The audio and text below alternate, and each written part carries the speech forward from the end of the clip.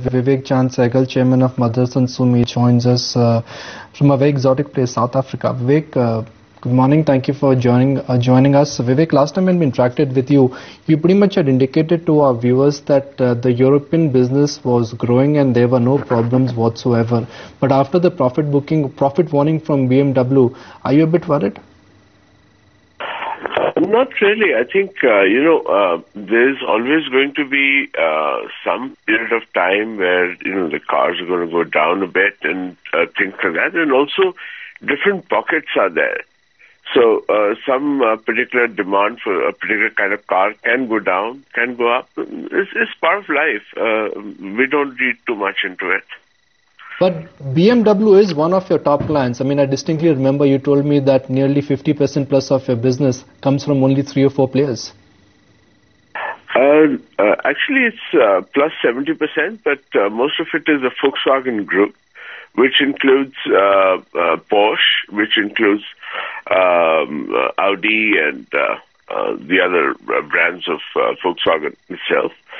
But yes, BMW is a very important customer, and we have a lot of business with them. But I've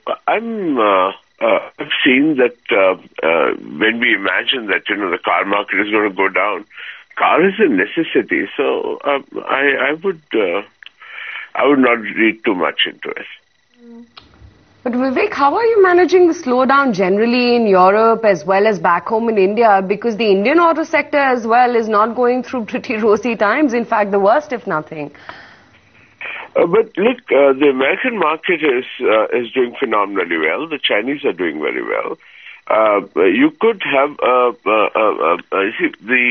the concept of having a global market allows you that thing to enjoy the markets in different countries. So in a particular country, the thing could go down, but not really overall. So, for example, when we say Europe, we are talking 17, 18 countries. So you could see a little bit of weakness in Italy, or you could see weakness in, say, France, but not necessarily everywhere else the weakness is there. There is a concern on the street though, Vivek, that this slowdown that we're currently seeing may put a question mark on your sales guidance for 2015. Is that a possibility? I think we are almost at the end of 2012-13, and if you see the numbers that we have posted in December, the 3 quarters that we have listing in December, we are very close to where our targets are. And I think top line is, for a company like Motherson, which is 100% dependent upon OEMs, top line is not so important. I mean, you can do, we have no doubt that we will cross it, but main thing is the bottom line. And I think that's where the whole men are separated from boys, isn't it? I mean, your top line could go up, down a little bit, that doesn't matter. But the main thing is your guidance on the bottom line should maintain. What do you make of the recent labor problems which have surfaced up in the auto industry? First, it was restricted to only car companies. Now my understanding is that auto ancillary companies are also experiencing labor problems. Well, I think that is something which is universal, and I'm sure everybody has their own reasons. It's very unfair for me to comment on something like that.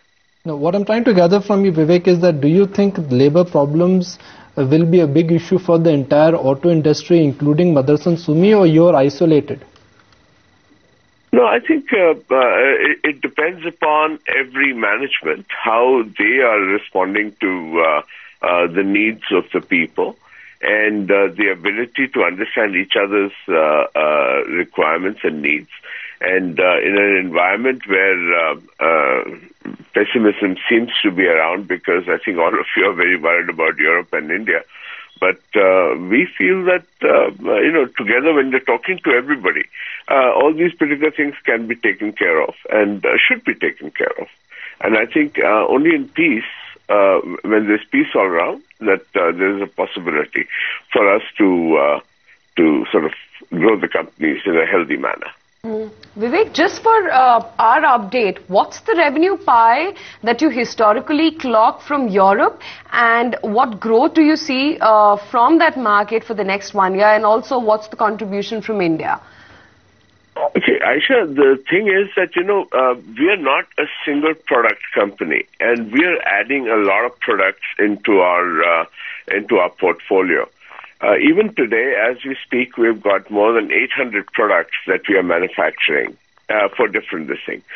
So while one particular car company could go down a bit, it does not really affect so much Motherson Sumi, because we have multitudes of products that are coming in, which we are getting in at the behest of the customer. So I think last year everybody was equally worried about the automotive production and things like that. But we have grown almost, if you look at our numbers for the last 9 months, vis-a-vis the last 9 months, we're up almost about 30%.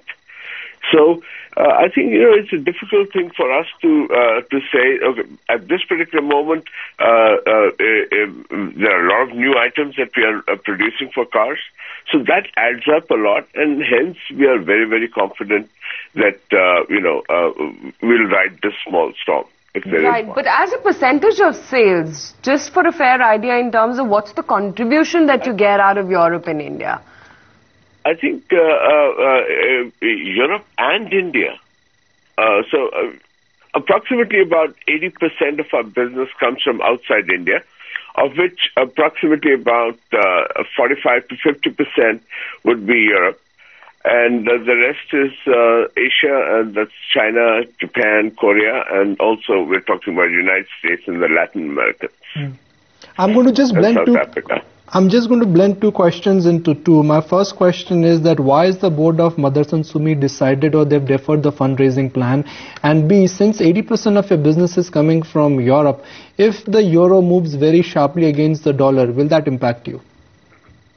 No, I never said 80% of my business comes from Europe. I said 80% of my business comes from outside India. Okay. Means we are talking about US, we are talking about Latin America, we're talking about Europe, we're talking about China, Korea. I think approximately about 40%, 45% of our business comes from Europe. So just to set that right. And I think to raise money, Motherson has always been very, very... how should I say, very, very conscious of the fact that we prize our equity a lot. And the board had first thought that it was interesting to get an enablement of a QIP. We had done the same thing in 2011, November. We had enabled ourselves to take a 10% QIP, but it lapsed last year. And this year again, we wanted to take an enablement. But, the market was just sort of so this thing, and we were inundated with so many calls that we're going to do a QIP. We said, okay, fine, just drop it. When we need it, we'll go for it. So I think in the wisdom that the board generates, there are a lot of good this thing that come in, and we thought, we really don't need the money. Our cash flows and everything are so strong. So we said we'll hold on to it. So we love our equity. I hope that sends a good message. It is. Thanks, Vivek, for taking time out, and you have a good time in South Africa.